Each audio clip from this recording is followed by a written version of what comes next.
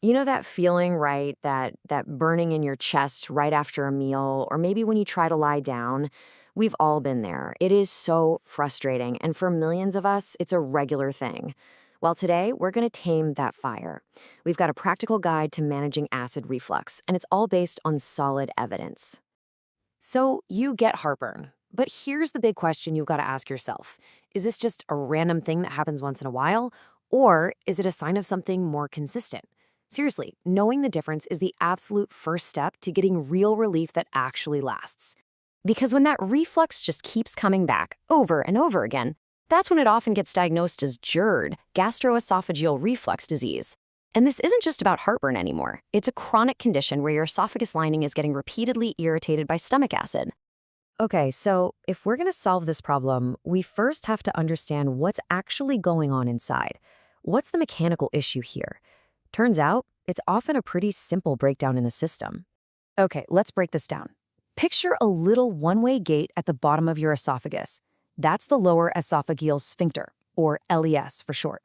Its whole job is to swing open, let food into your stomach, and then slam shut to keep all that stomach acid down where it belongs. But with GERD, that gate gets kind of weak or it relaxes when it shouldn't, and that's when the acid makes a break for it. Now, it's really easy to blame that spicy dinner you had, right? And yeah, certain foods can definitely be triggers. But here's the interesting part. Some of the most powerful, evidence-backed changes you can make have nothing to do with what's on your plate. Let's dig into the lifestyle factors that can make a huge, huge difference. And when you look at the research, there are two things that experts agree on 100%. I mean, that's a consensus you rarely see.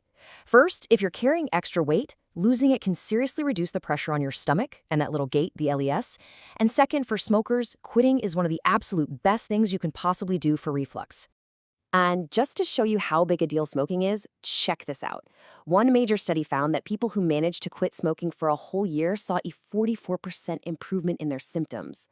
44%! That's a massive change from just one lifestyle shift. And you can see it right here in the data. When you see charts showing this level of unanimous agreement from experts on things like weight management and quitting smoking, it really tells you something. This isn't just a suggestion. It's the foundation of any effective plan to manage reflux.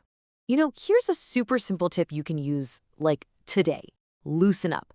I'm serious.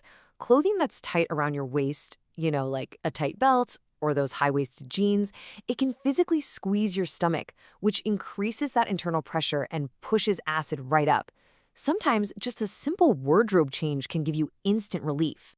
All right, let's talk about the big one for so many people, nighttime reflux. I mean, it makes sense, right? When you lie down, gravity isn't helping you anymore, and it becomes way easier for acid to go where it's not supposed to. But don't worry, there are some really powerful strategies to fight back. And if you feel like you're losing sleep over this, well, you're in good company. Look at this number. One study found that more than half of people, 56.1%, said heartburn was actively messing with their sleep. This is not just a little annoyance. It impacts your entire quality of life. So what do? Here are 3 solid evidence-based rules for a better night. Rule number 1, give your stomach time to do its job. Stop eating at least 3 hours before you lie down. Rule 2, make gravity your friend again. Elevate the head of your bed by 6 to 8 inches, and just propping your head up with pillows isn't the same thing. And rule 3, and this one's fascinating, the side you sleep on really, really matters. Okay, so here's why. It all comes down to the simple anatomy of your stomach. When you sleep on your left side, the opening to your esophagus stays up high, above all the stomach acid. Gravity helps keep everything down. But when you flip over to your right side, that opening is now below the acid line, making it super easy for it to just leak out. It sounds crazy, but just changing to your left side can make a world of difference. Next up, let's talk about the powerful connection between what's going on in your head and what's happening in your chest. Because while stress might not be creating the acid, it can absolutely change how you experience the symptoms. And this is a really important distinction. Stress and not getting enough sleep don't directly cause reflux. But what they do is make you more sensitive to the acid that's already there. It's like they turn up the volume on the discomfort. So managing stress and getting good sleep are actually key parts of managing your reflux. And here's a great technique that kind of does double duty. It helps with stress, and it can also physically strengthen that barrier against reflux. It's called belly breathing. Studies have actually shown that practicing this can make that LES gait stronger, and it only takes a few minutes a day. And for a simple, soothing remedy, maybe try some ginger tea. As Live Hospital points out, ginger has these amazing anti-inflammatory compounds that can actually help calm down the irritation and swelling in your esophagus that the acid causes, just providing this really nice, natural calming effect. Wow, okay, so we've covered a lot of ground, right?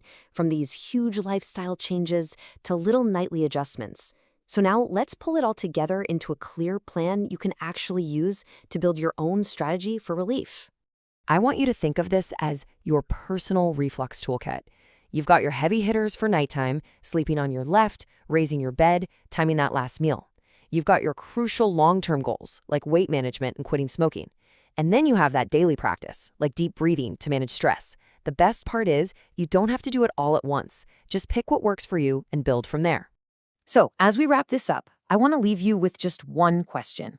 Looking at this whole toolkit, what's one small, totally manageable change you can try tonight? Seriously. Maybe it's just sleeping on your left side, or maybe it's skipping that late night snack. Lasting relief almost always starts with just one simple step.